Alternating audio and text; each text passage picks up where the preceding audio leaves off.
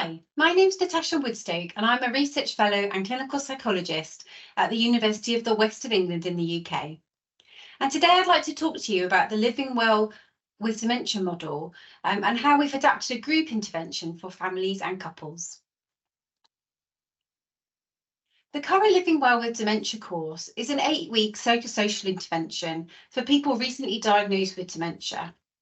It was developed some time ago by Rick Cheston and Anne Marshall, with a focus on helping people to talk about their condition and adjust following their diagnosis.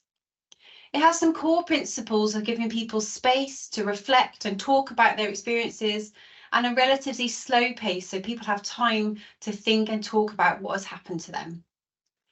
It can be facilitated by a range of professionals, usually dementia workers, for example, nurses, occupational therapists, and on occasion, dementia support workers.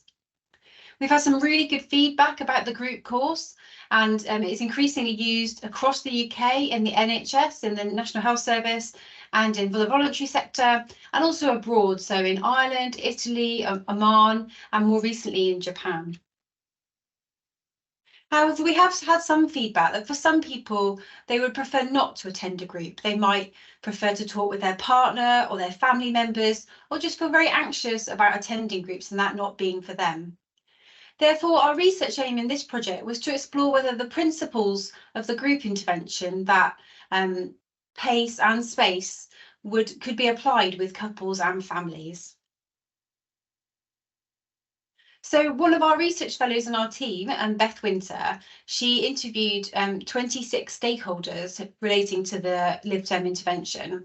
And she spoke to people living with dementia, their family members, current LivDem group facilitators, and some psychologists.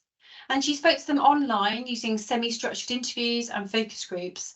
And she explored their views on adapting LivDem for couples and families, whether they felt this would be a useful intervention and how that might look. And we found 4 overarching themes through our reflexive thematic analysis. The first theme being around people being ready to do that. So the importance of a good assessment to understand who this intervention might be for. So that's about the timeliness of the intervention. So it being so important that this intervention is offered at the right time for families. If people aren't ready to talk, it's not going to be effective and it could be detrimental. And it needs to be at the time when they're ready and want to talk about these things.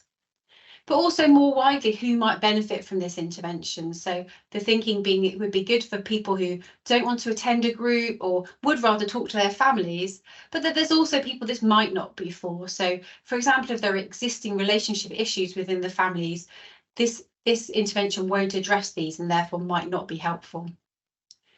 The second thing we heard was that the intervention needs to hear the impact on everybody. And therefore we need to adapt that group intervention model, which is for individuals, for the whole family. And the family needs to feel safe to open up. And so we maintain the space and pace core principles of the group intervention, but also address the relationships within the families. How are they coping together around this condition and the changes it's made to their daily lives? People were very keen that we retain that core element of the LivDem intervention around naming the dementia and rather than putting it to the side, and the benefits of being able to talk about what was happening. People also made this a really useful suggestion of having a toolbox of interventions. So some topics might not be part of the course sessions, but would be very important to families. So, for example, a couple might want to talk about intimacy. So having some resources facilitators could use when those sorts of things came up was seen as very helpful. The third major theme we found was around the importance of facilitation. So who was facilitating, and that being an empathetic and skilled facilitation, really. And it is such a fine line where you're encouraging people to talk and be open about what is happening, but not forcing that and causing high levels of distress. So really, people were very keen that facilitators have the skills, so the training to deliver this intervention and the ongoing support within their services. But people also had a discussion around who should be delivering this, which professionals might be most appropriate. And our fourth theme was really around how this intervention might look. So people were keen to say that dementia affects the whole family, both members of a couple, and therefore we need to think about them as a unit. But they also didn't want to lose some of the advantages of the group. So the group people are coming together with their peers, people who are going through a similar experience, and people didn't want to lose that. But they were also able to suggest some alternatives. So whether that might be several families coming together, or like we've talked about maybe individual families meeting. People are also very keen that the services, whoever's providing this intervention, were connected to other local services. So this is a short-term intervention and therefore needs to be connected to other longer-term support for people, so people aren't left. And that was very, very important to people. So taking those results from those stakeholder interviews, we were able to start adapting the manual that was for the group intervention and try it out with some families. So what we've been doing is we've been using a 6-session model where we have one assessment session exploring with the family, like that timeliness element. Are people ready to talk? Are they wanting to talk? And is this the suitable intervention for the whole family? Then 4 core sessions focusing on the family coping together. So just like the group, talking about how dementia is affecting them, but how are they coping together and adjusting to living with dementia as a whole family. Then a follow-up and review session to think about how the intervention has gone and what people have taken away from it, and return to some of those concepts. But what is maintained is that this can be facilitated by non-psychologists in a range of settings.